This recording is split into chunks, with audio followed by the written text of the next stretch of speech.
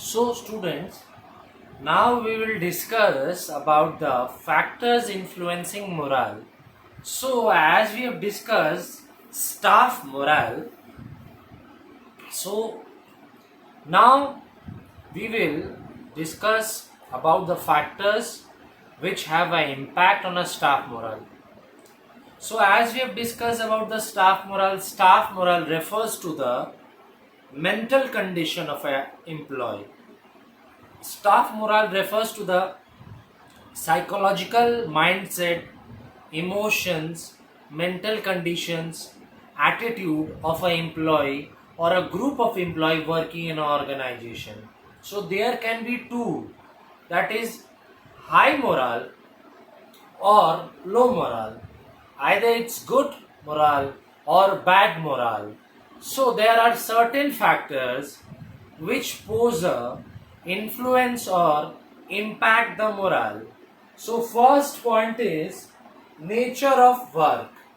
Nature of work means what is the nature, how the work is being conducted. If the work of the employee, if the work which is assigned to employee is very good, is challenging, is satisfying to him, then the employee's morale will be high. And obviously, when the job or the work is very challenging, satisfying, and productive to him, so the employee will put his efforts dedicatedly, honestly, and sincerity towards the job, and obviously the employee's morale will be high. But if the work is not challenging, if the work is not satisfying, if the work is very much ambiguous, having all the confusion, doubtfulness, then the employee's morale will be down, the employee's morale will be low. So, as you can look here, meaningful and challenging and the jobs which were satisfying the employees helps to improve, uplift the employees' morale. And each member, each employee of a group, as I said, each employee cannot fulfill the task of organization, so there are groups created. Each group consists 10 to 20 members of employees, and each employee should be well informed about their duties, what the employee's job and work is, what are the employee's particular tasks, why it is assigned, and what are the tasks which the employee is meant to execute. So each employee should be well informed about the particular task and how the particular task is contributing to the productivity of the organization, how that employee's particular task is contributing towards the attainment of common organization goals. Therefore, the lines of authority and responsibility should be crystal clear, well laid, well explained to the employees. So that is known as nature of work. Nature of work implies that the work should be very much crystal clear, stated down, laid down, well explained and briefed to the employees, and moreover, the employee should feel that this job gives him the challenge. This job provides a satisfying nature or gives a sense of enthusiasm. Then the employee's morale will be high, otherwise, vice versa. And the job should be well defined, well laid down, well crystal clear, conceptual, should be defined and explained to the employees, and each employee should know what the job is about and how it is leading to the contributing factor towards the attainment of the common organization goals. So, if the job is of not satisfying, no challenging, the job is ambiguous, confusion, then the employee's morale will be low. So, the employees' morale, when they are high, it is termed as morale stimulant, and when the employee's morale is low, it is known as morale depressant. I repeat once again, the term which is associated with employee morale, when the employee morale is good, when the employee morale is high, it is said to be morale stimulants, and when the employees morale are down or low, it is said to be as morale depressants. Now the next factor which affects or influence morale, that is working conditions.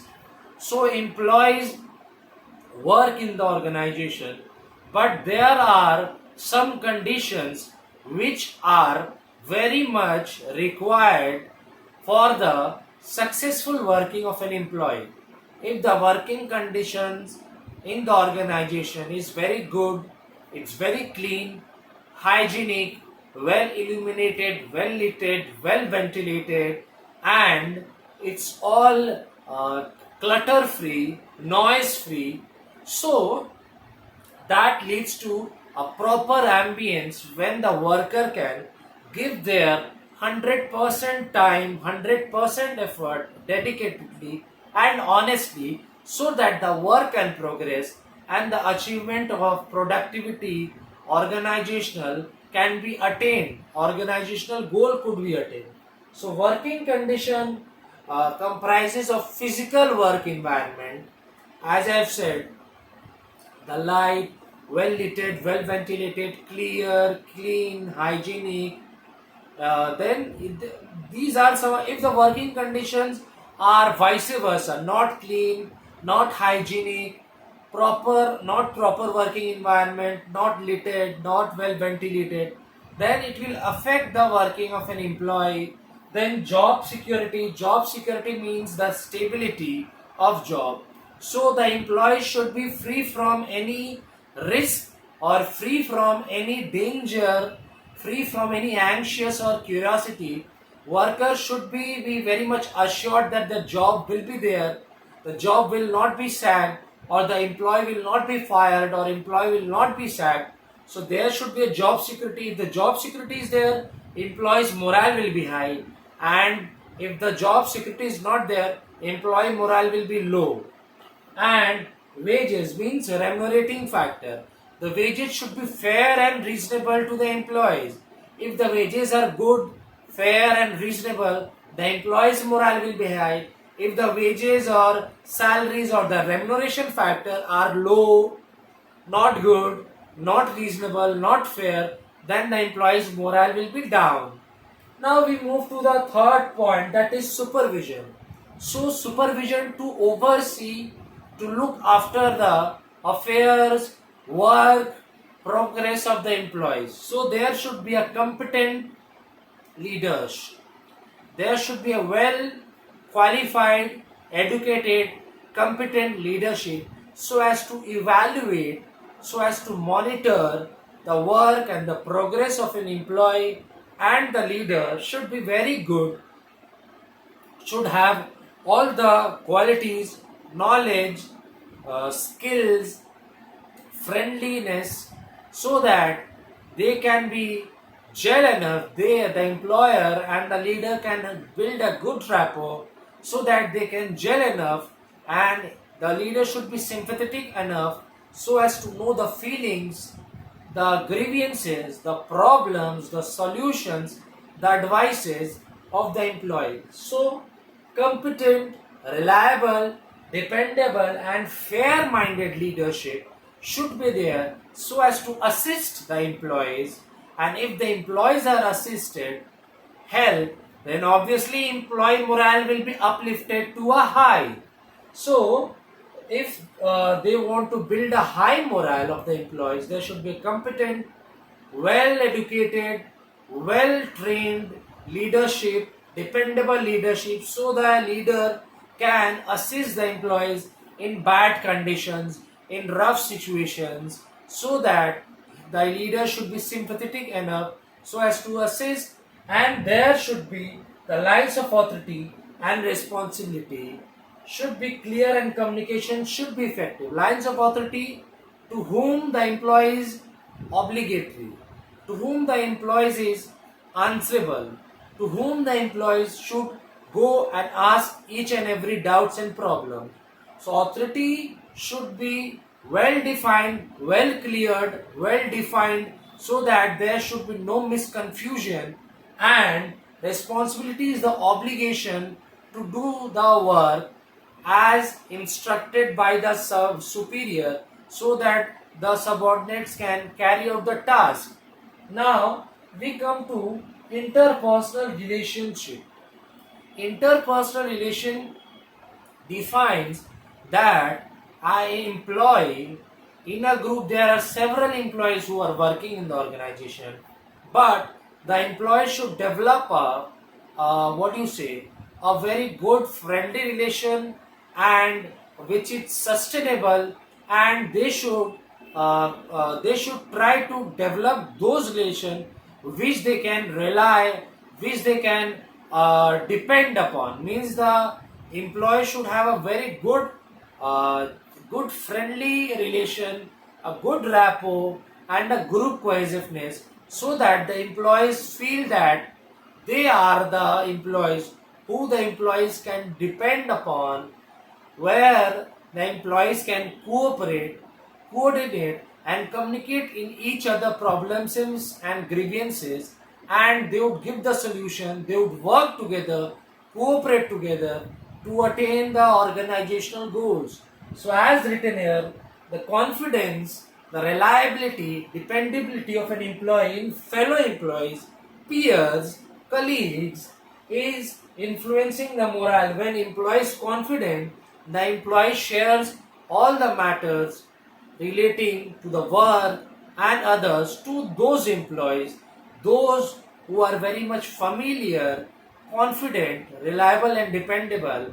And the communication should be very effective, dependable, reliable, and there should be a group cohesiveness where they can build a very good rapport to share all the things, and the groups should be like they should cooperate and coordinate with each other, so that the organizational goals could be attained together. Now next is management policies and personal factors. Management policies are those policies which are drafted down by the management, the top structure of the organization. It should be fair, reasonable, and equitable to all the employees in the organization. If the criteria, if the all the management policies are fair, equitable, reasonable to all the employees regarding everything, regarding eligibility criteria, regarding promotion criteria, regarding transfer criteria, everything is equal for all the employees in the organization, then the employees morale would be uplifted on a high. And if the management policies are unclear, ambiguous, confusing, then if there are any partiality or nepotism or favoritism for any employees, then the employees morale will be down. So as I am talking about, the management policy should be drafted keeping in purview the consideration that each criteria, each eligibility requirements criteria regarding promotions, transfer, etc., any factors would be fair, reasonable, equitable, and equal for all employees working in the organization. Then obviously the upliftment of the morale will be done, the employees morale will be high, and if there is any ambiguous, doubtful, or any confusion regarding the management policies, the employees morale will be down, because if there is any nepotism or favoritism or biasness or partiality done among the employees, then the employees morale will actually come down. Moving on to the next factor, that is personal factors. Personal factors also influences, have a deep impact on the working as well as the morale of the employees, such as age, education factor, relationships, family relationships. These all have a deep impact on the working and the morale of the staff. If the family relationship is very good, if the family relations is very good going, they are having a very nice relation, friendly rapport relation, then it will impact the work and stuff, the morale will be high. And in the family relation, if there is a stiff argument, all fighting, and then there is feud, outrageous conflict relationship in the family it's going on, then employees morale will be down. So we have discussed all the points, that is nature of work, working condition, supervision, interpersonal relationship, management policies and personal factors. So all of you BST students, you have to watch the video very carefully, attentively and honestly, and listen to each and every word very carefully, and go through the textbook, the BST book very carefully in depth, because this time it will be multiple question, and watch the video several times so as to grasp the meaning, the content and concept of it. And if you find any sorts of doubt, problems or queries arising to this, do revert back it to me so I can provide you the required assistance.